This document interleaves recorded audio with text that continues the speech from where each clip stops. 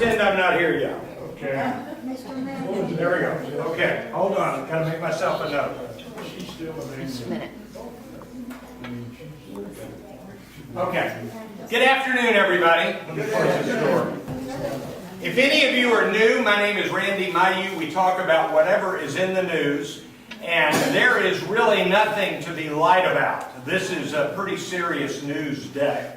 And so we're going to talk about a number of things, but we've got to start with the shooting here in Garland. And I meant to check the map and didn't. How far was that from here? It's a few blocks from Firewheel. Okay, so a ways from here. Yeah, okay. We know the story. The story is there was a gathering of about 100 people. They were gathered for a contest to pick a winner for the best caricature of Muhammad, the Prophet Muhammad. There was a prize connected to this. A woman named Pamela Geller was kind of setting up this event. And one of the things you need to be aware of is that out of the 100 people there, I don't have a firm figure on this, but a hefty percentage of them were not from this area. They were traveling from other parts of the country, and they kind of do events elsewhere. They kind of go and have events. So what happened was they had this event. It was wrapping up. They had chosen a winner, and now they had the top caricature. And as they were about to go out, an automobile pulled up outside. Two people got out and started shooting. They shot at a security guard in the leg. He is all right. He's already been released. And Garland police were there. I don't think it's accurate to say they expected this to happen, but they were there in case something happened. It was more police officers there than it would have been for a church social or for a square dance. They came on the possibility that something would happen. So when the two men got out of the vehicle and started shooting, they immediately fired back and killed both of the people. We don't know a lot about these people, although we do know that one of them, I want to be very careful about using the word know. Actually, I've told you everything I know.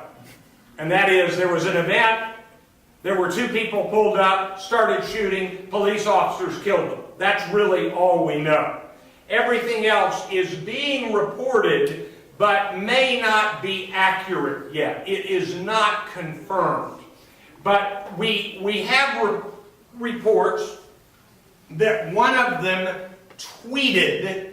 There is a website called Twitter that is available on phones and computers and iPads, and I could send a tweet right now and say, Rand, I'm speaking at Brookdale at Club Hill in Garland on current events. Anybody can tweet. And you can then delete tweets, and you can shut down your Twitter account. But once it hits there, if somebody saw it and took a picture of it, meaning a capture of it, then that's there whether you pull yours off or not. It's kind of a picture of what you said, even though if you take back what you said, the picture is still there. So anyway, there is a report that one of the gunmen tweeted a few moments before he did this that he was going to do this or something similar. We don't know that for sure. All right, that's what we know. Now I'm going to give you my opinions. And we are too early to know much other than a bunch of opinions. Yes, sir. Let me say this. I thank God that those two policemen were there. That's right. Because if they hadn't killed those two, there's no telling how much of a massacre that. And I think that is an accurate assessment. They had apparently assault rifles. They had plenty of bullets. So the disaster would have been potentially massive. And I think that it is good that they were there. And they were there because they knew this could be a volatile place and moment. So let's see if we can figure out some things.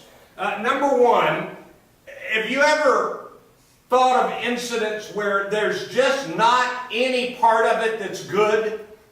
You know, there's no part of this that's good. Number one, Pamela Geller is the woman who set up this event. And she says it's a matter of free speech. That people ought to be able to draw pictures of Muhammad, and this is America, and by golly, we believe in free speech. And I agree with that. On the other hand, let's just let me.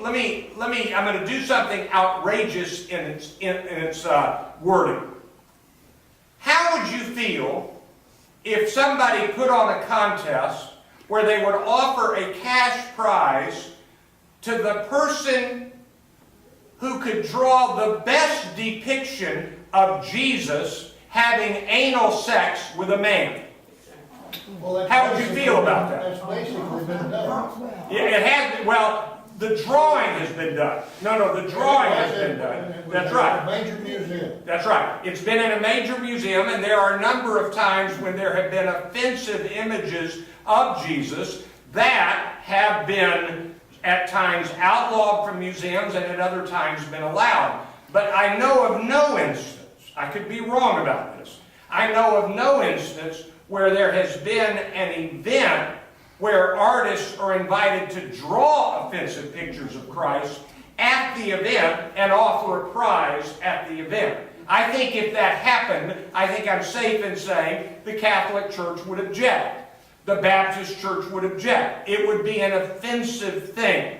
I want you to know that I am personally in favor of somebody having the freedom to do something that is offensive.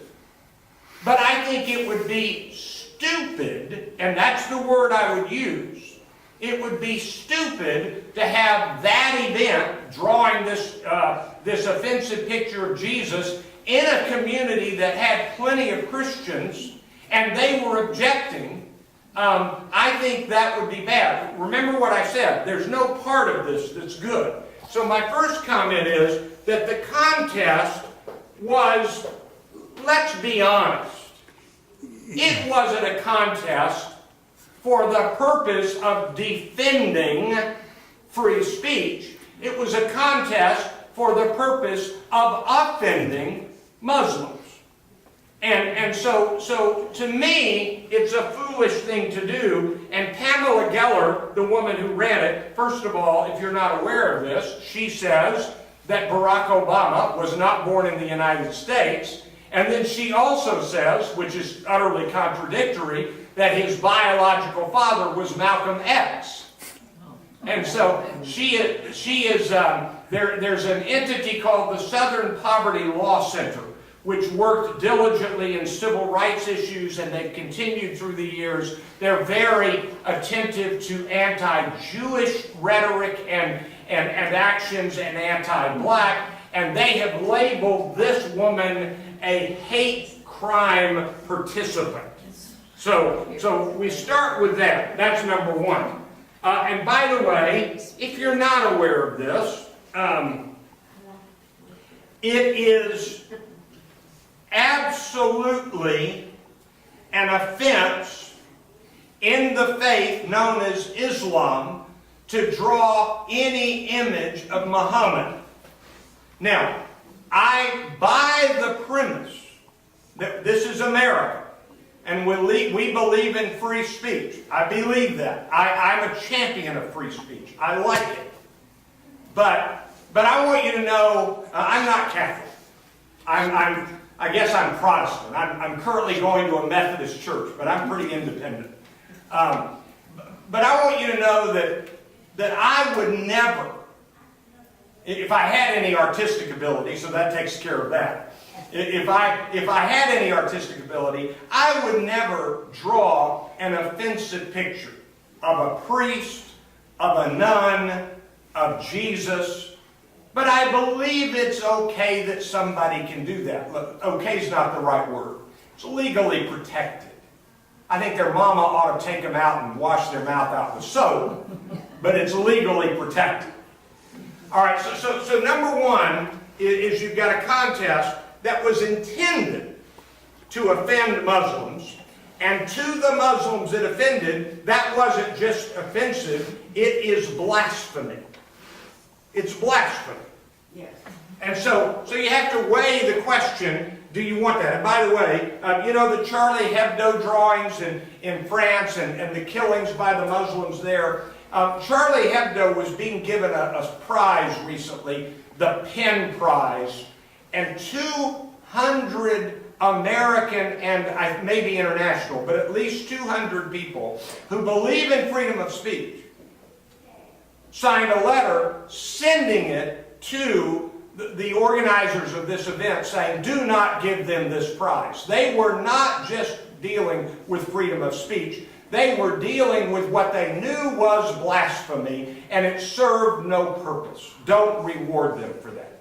So that was, I'm summarizing the letter. All right, number two is rather obvious. Let's talk about the shooters. We are going to assume, in their own mind, believed that they were right to bring the death sentence to these blasphemers. They believed that they were right. And my comment is, you know, the Catholic priests and nuns who would be offended by the drawing of Jesus having anal sex with a man would never shoot the artist. This is wrong, and this is wrong. That's why I said at the beginning, there's no right part to this. The only right part to this is that Garland police were smart enough to be ready for a problem. And I don't know how Garland could have said to this group, we don't want you here. But I will tell you that if I owned a building and they asked to rent it, oh, this is interesting. Hadn't thought about this. Hold on, let me think about this.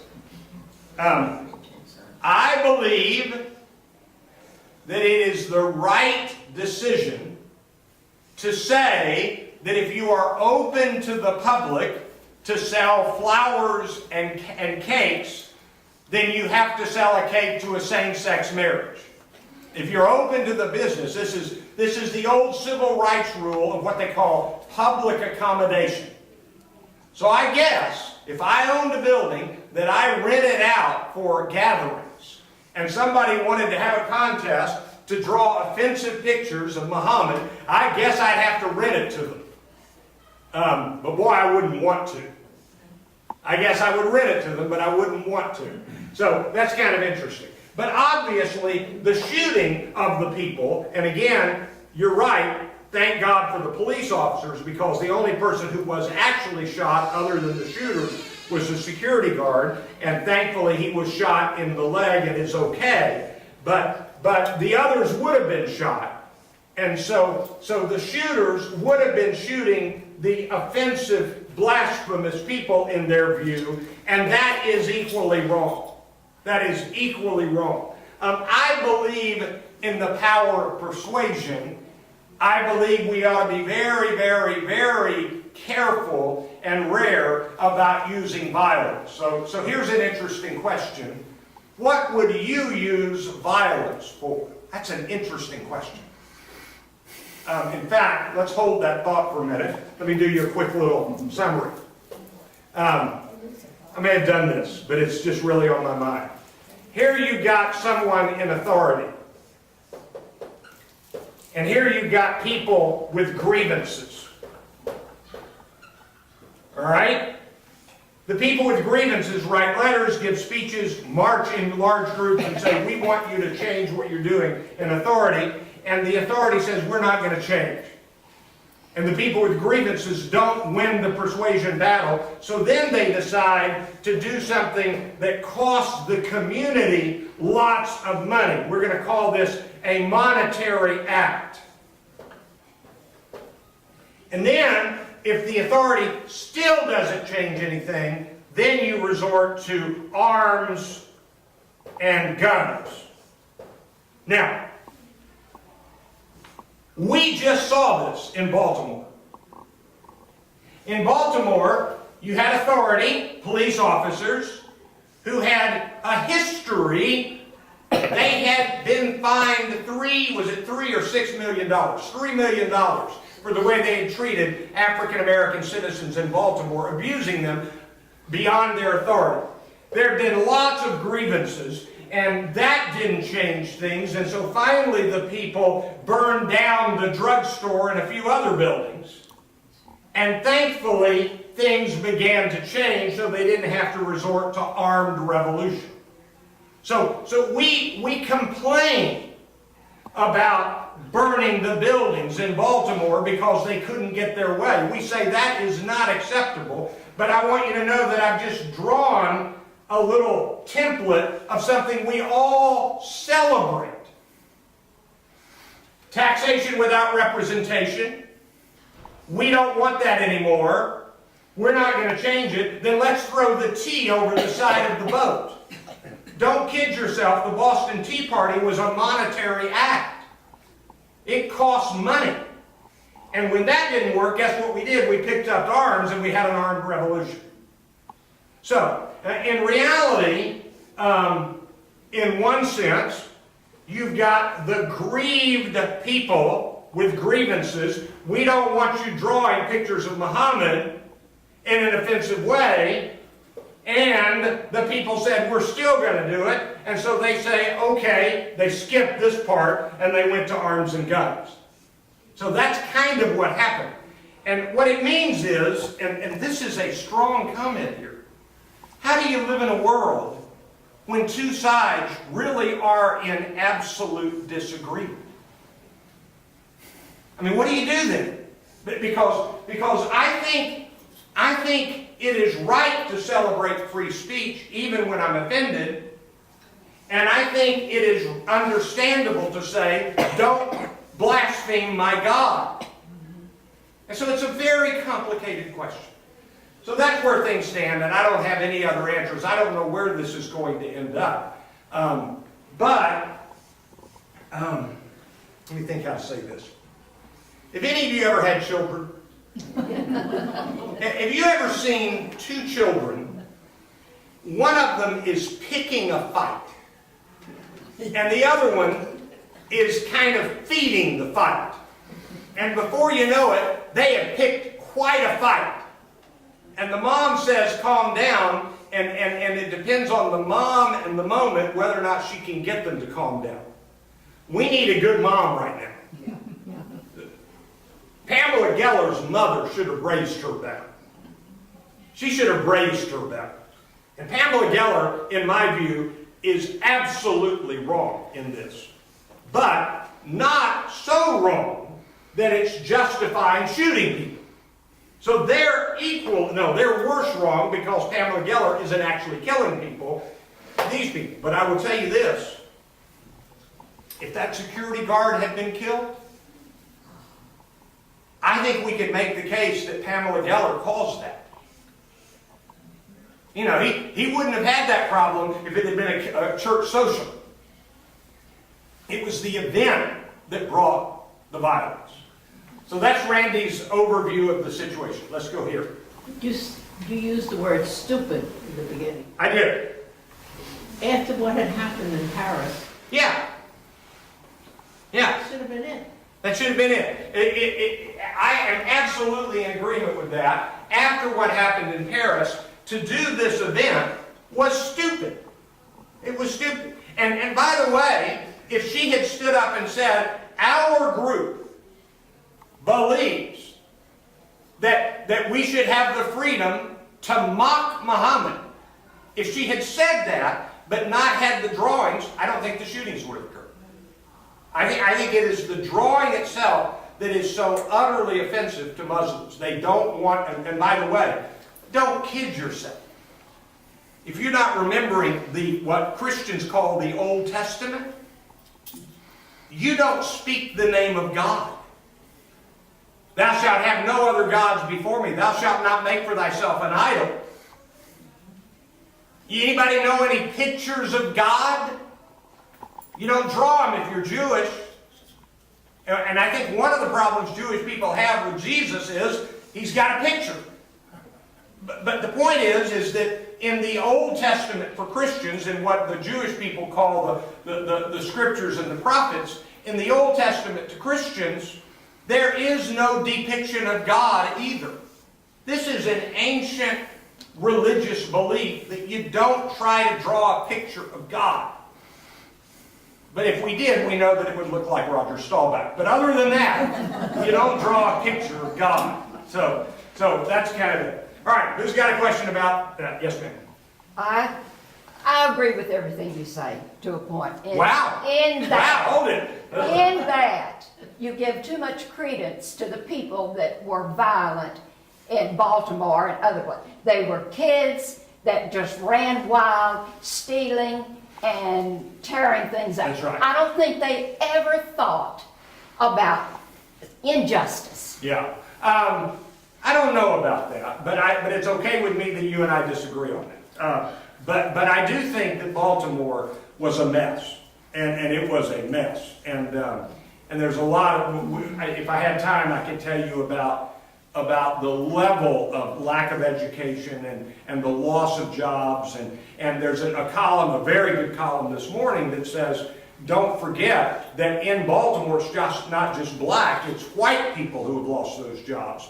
And I've mentioned, I think to you before, I don't often recommend this. Get somebody who's your grandchild to set you up on this so you can watch a TV show called The Wire and prepare yourself because you never heard such language. But it's a 5-year program that was on HBO set in Baltimore, written by a former journalist for the Baltimore Sun. And the first season was black people who can't find jobs and so they deal drugs. The second season was white people who saw their jobs disappear at the port and started smuggling things in.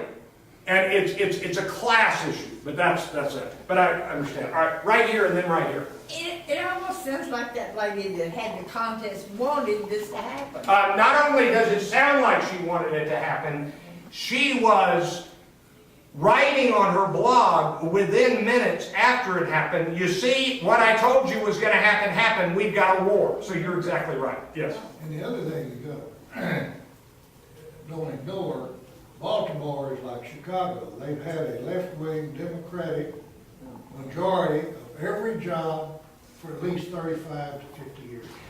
You are right about that. I don't know that I would use the word left-wing, but it is democratic, and it has been democratically run. On the other hand, it's not the Democratic leadership fault that the port lost business because of the way factories are changing and technology is changing and all sorts of things. Every port in America is down, except for the ones on the East Coast, bringing in the container ships from China. Yeah. So, West Coast. Yeah. So, that's it. All right. Personal responsibility to me is one of the biggies that we are not dealing with. And that could also be applied to this lady that had this contest. Yeah. Personal responsibility. There comes a point at which you say to anybody, no matter how bad their life has been, it's time for you to grow up and take responsibility. I buy that. But I will also say that for the people who rise up out of bad circumstances and truly overcome them, that's a superhuman effort in some places, and not everybody's a superhuman. And so a friend of mine, Gerald Britt, is running for Dallas City Council. Morning News endorsed him. He's an African-American pastor, works with the nonprofit City Square. And he said, I heard him say it just 3 weeks ago. He said, people ask me, Gerald, what's the one thing we have to work on? Don't you think education would fix it? And he said, there is no one thing. You need jobs. You need education. I don't remember if I told you this. Let me give you a statistic. This deals with the personal responsibility issue. I'm going to oversimplify, but I'm pretty close to right about this. For every 100, I'm going to use a terrible phrase, marriageable, eligible white women. You got the concept? You know, they're young enough to have children, they're eligible to be married, white women. For every 100 white women who are marriage eligible in America, there are approximately 100 white men available. That's a pretty good mixture. You'll end up finding a partner that way. For every 100 black women in America, there are 83 black men. Because so many of them have been killed, and so many of them are in prison without possibility of parole. That's the incarceration problem. Whether you agree with her or not, Hillary Clinton said last week, we've got to change the incarceration elements. And let me give you an example. If you are arrested for marijuana in the United States over the last 20 years, if you are arrested for marijuana, and before you start talking about marijuana, let me remind you that Bill Clinton said he used marijuana, but he didn't inhale. Newt Gingrich said he used marijuana. Al Gore said he used marijuana. Jeb Bush and George W. Bush both said they used marijuana. So this is a bipartisan vice. For every one white person who went to jail and prison for some form of marijuana involvement, 5 black people did. In other words, same number of arrests, but if you're white, you don't go to prison, and if you're black, you do. Now that's not in dispute. It's acknowledged. So that's a problem. And so, do I think we ought to put them all in prison? Would we be better off if Jeb Bush and George W. Bush and Al Gore and Bill Clinton had been put in prison? See, I had to name all 4 for you to not agree immediately. So anyway.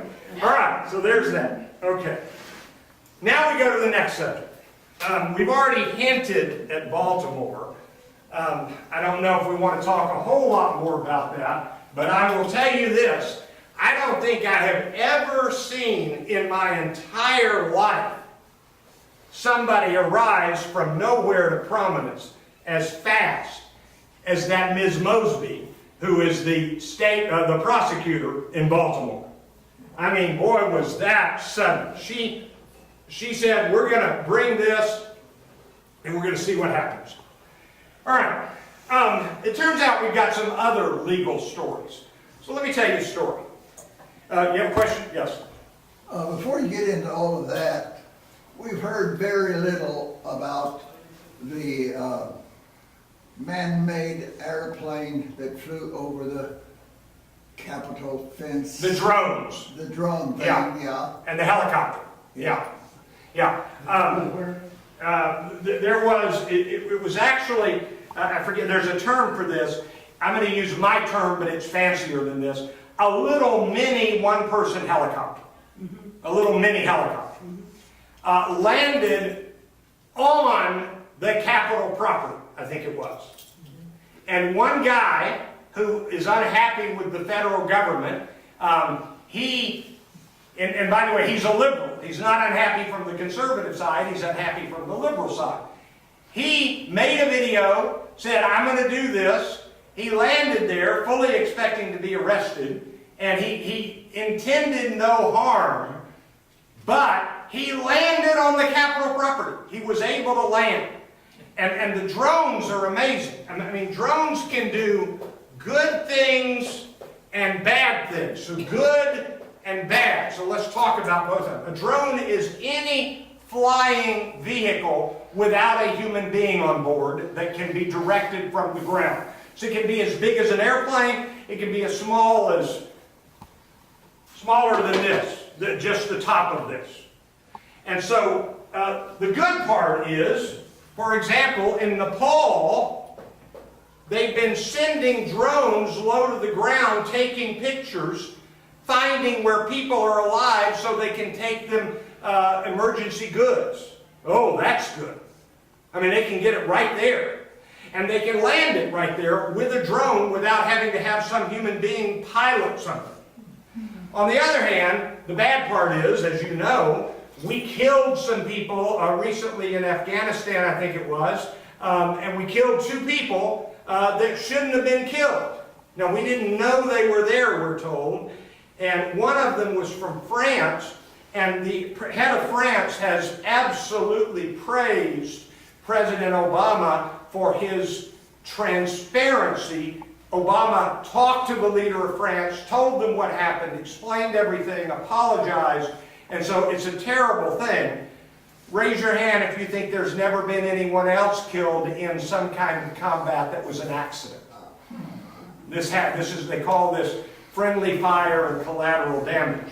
So what's problematic, the question you raised, is that these are so small and so under the radar, so impossible to detect, that we are worried that something small is going to land in some place with an explosive device on it. That's the worry. But that one was large enough to hold a man. Yeah, that one was a very small helicopter. It was large enough to hold a man. It was large enough to hold a bomb also. You don't need one that big to hold a bomb. It can be smaller to hold a bomb. And the bombs are getting stronger in smaller packages. So everything you said is right, only it's even worse than you're saying. It's not just that something big enough to hold a man but small enough to detect being seen made it. It is that you can now get something smaller than that in. And so, you know, the only plus in all this is that our government is working hard to find new, I'm using my term, new kinds of radar to see tiny little things. Tiny little things. So, but we, I know this is bad grammar, we ain't seen nothing yet. Let me give you an example. Do you remember a few years ago a guy in Great Britain from Russia was killed by an incredibly powerful poison that was undetectable? Anybody remember that? I forget his name a while back. All right. Have any of you ever been stung by a mosquito? All right. You're not going to like what I'm about to say. Somebody is now able to put poison in something that is as small as and looks like a mosquito. And they could make it fly right to you and have it bite you and kill you. Now, I don't think any of you in here are in danger of being the target for that. But that's where we're headed. So when you ask the question, I don't know if your question was, does it bother me? What do we think about it? I'm just telling you, we got some serious trouble coming. But after saying that, what do you mean serious trouble? You know, don't you? I feel like I ought to say this every now and then. 57,000 Americans were killed in the Vietnam War. 53,000 Americans were killed in 1 week at Gettysburg. These are the safest times we've ever lived in. I mean, you want to know how not to get shot in an anti-Muslim caricature contest? Don't go. Don't go. That's pretty simple. Okay. All right, so that's the drones. All right, now we got one more little legal story to tell you. Now this one's pretty interesting. You know, you have, I'm going to call this R and A, and then I'm going to call this F. R&A stands for rumors and accusations. And F stands for facts. And what we do is we do a lot with rumors and accusations, and we don't pay as much attention as we should to facts. So let me talk about rumors and accusations. I really need to read this to you, so hold on. Y'all just talk to each other for about 30 seconds. 30 seconds, okay. I'm serious, talk to each other for about 30 seconds. Talk to me. Okay, here it is. I'm going to read you something, and I'm going to tell you that we just forget this. So hold up, here it is. $15 million in speaking fees to hedge funds, companies in foreign countries, $15 million, standard speaking fee at about $150,000 per speech. You know, I'm not sure ex-presidents should do that. Should make their living giving those speeches. That's former President George W. Bush in 2011. Doing, and this is his exact phrase, when asked when he was leaving office, what will you do next? He said, quote, this is a direct quote, I imagine I'm going to be, quote, replenishing the old coffers, end quote, by going on the speaking circuit. So you can say that Bill Clinton has taken too much money speaking, and by the way, he does get paid more per speech than George W. Bush. He's a better speaker. Yeah. And it's later. But if you're going to say Bill Clinton can't do that, then you have to say, before you say anything else, oh, by the way, Ronald Reagan did that. And George H.W. Bush did that. The only one that didn't do it is Jimmy Carter, and nobody wants to pay him to give any speech. So that's a rumor and accusation. Bill Clinton gave speeches and gave too much influence to Hillary Clinton. That's a rumor and accusation. Will it end up being true? I don't know. I don't think so. I mean, I can give you one specific story. Hillary Clinton, it had to do with something to do with a guy from Russia and uranium. It turned out there were 9 departments in the U.S. federal government that signed off on that, and 8 of them weren't hers. And she wasn't the one who did the signing off. So anyway, that's a rumor and accusation. I don't know if anything really is going to come of that or not, but there have been no findings of illegality about that. Yes? Separate from one side of the line to the other. All right? Where Clinton was making, I don't know, big bucks making Speeches. Yeah.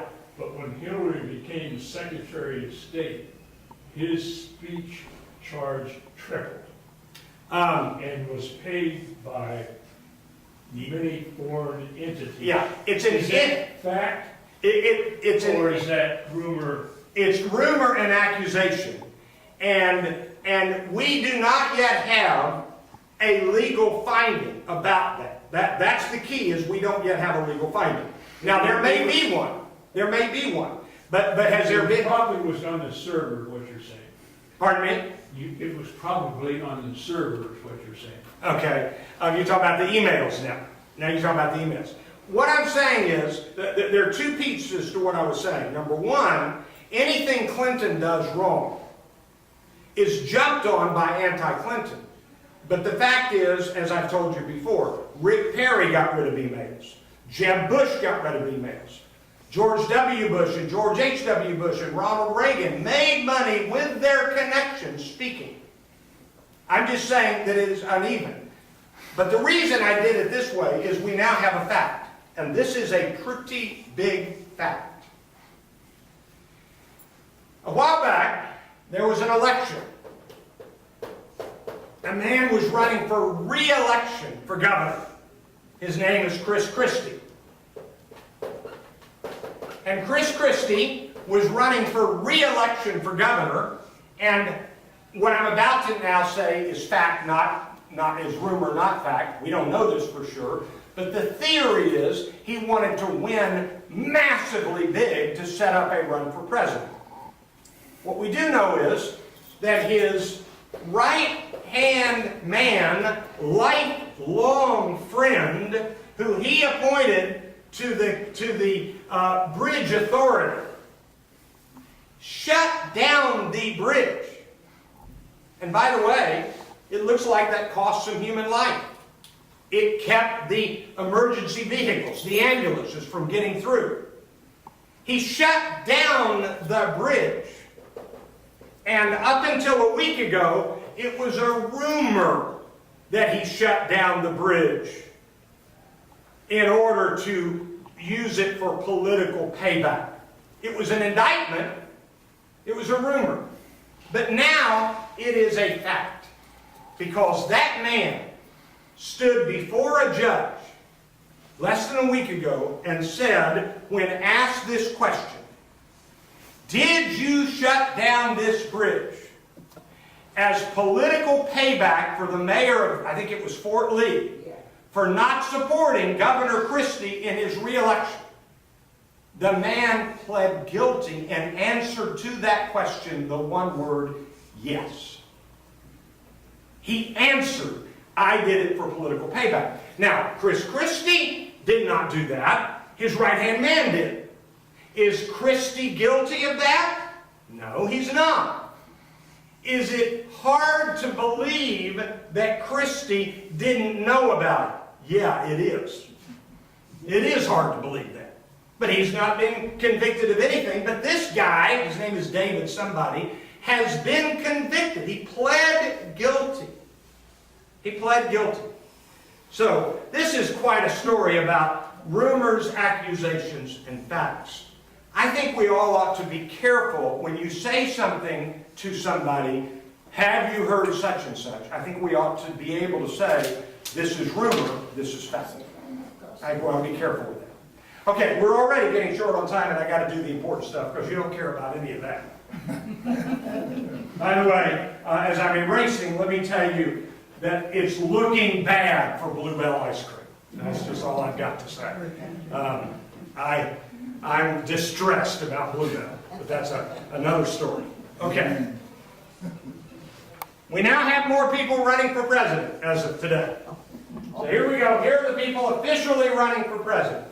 Hillary Clinton on the Democratic side and Bernie Sanders on the Democratic side.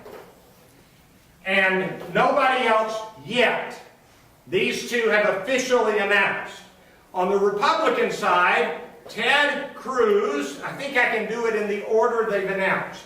Ted Cruz, Rand Paul, Marco Rubio, and now, as of today, in this order, Ben Carson and Carly Fiorina. These are all officially announced candidates on the Republican side. And you see, Jeb Bush is supposedly going to run. Everybody alive believes he's going to run. There are others that are supposedly going to run. But there's only one other that has announced, I am officially announcing, and here's when it's going to happen. It's tomorrow, and it's Mike Huckabee. All right, so that is the current lineup running for president. Hillary Clinton and Bernie Sanders, with the possibility of a few others, especially a man named O'Malley, who says he's going to get into the race. He has a new problem. He's the former mayor of Baltimore. And he had been telling people what a good job he had done in Baltimore. There is indication that if he tries to make his official announcement in Baltimore, the people will not let him. They don't like the guy in Baltimore. So that's a problem for O'Malley. On the Republican side, you've got Jeb Bush and you've got Scott Walker, both of whom say they're probably going to run, but they have not announced. I think this may be the serious list right here.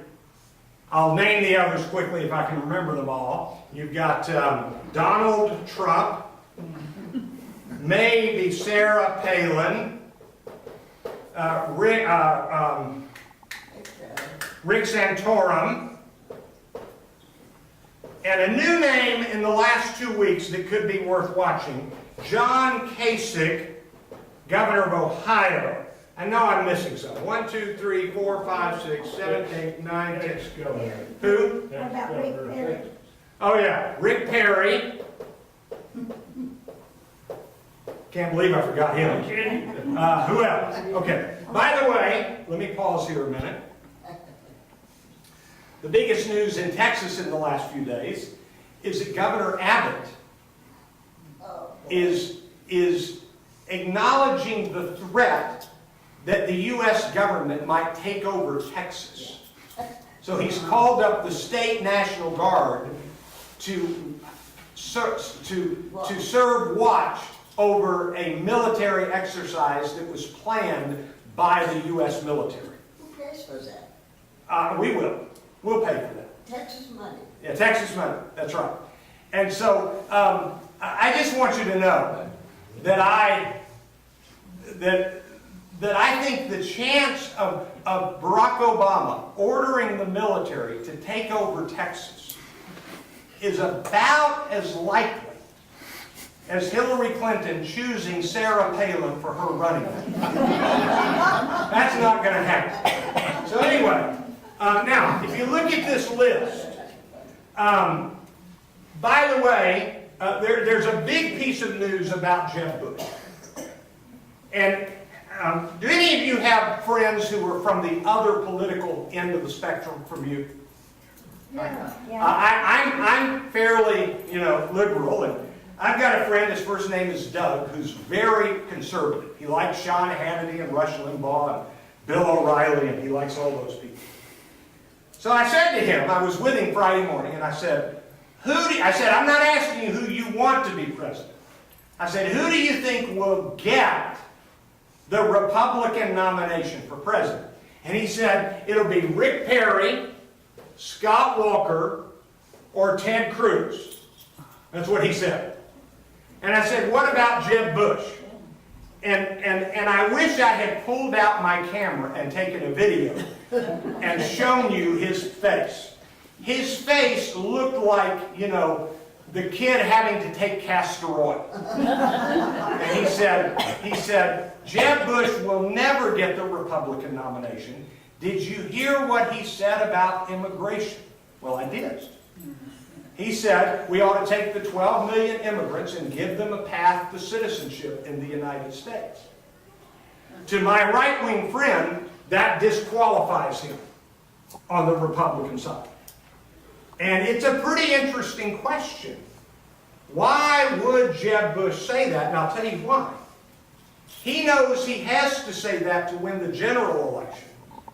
And he figures out he's got enough power to hold off all of these others in the primaries. It's going to be very interesting to see if that actually happens. But that was very interesting. Okay, we end with this. We're all in the wrong business. For about $83,000 a second, Floyd Mayweather was paid money to be in a boxing ring. He made somewhere between 100 million and 200 million. He already has 100 million in hand from one boxing match. That, by the way, I didn't watch it, but I've read enough about it to know it wouldn't have held a candle to Ali and Frazier. And yet, he's going to make between 100 and 200 million dollars. And Pacquiao is going to make about 120 million, it looks like. for one boxing match that basically was boring, according to what I read. Boxing is in a sad shape, but Floyd Mayweather has been convicted 5 times. 5 different times for beating up a woman. 5 different times. And yet here he is, the boxing champion, and making that kind of payday. You know, back during the O.J. Simpson trial, somebody said, in the United States, it is better to be rich and guilty than poor and innocent. Floyd Mayweather's a black man, but he is not poor. And when he beats up a woman, he finds a way to stay out of prison, even on the 5th time. It's just amazing, just amazing. I have an announcement to make about the month. I'm very sorry to tell you this, it just happened this way. I normally come on the 1st, 3rd, and 4th Monday, and then I come on the 2nd and 4th Wednesday for our reading group. On the 3rd Monday, I'm doing one of my business speaking engagements, and on the 4th Monday, it's Memorial Day, and my wife wouldn't let me come. So this is the only current events in May, and I apologize about that. I'll be back in June for current events, and we will have our reading group, and I'll get the readings for you next Monday for that. Thank you. I'll see you next time. Bye-bye.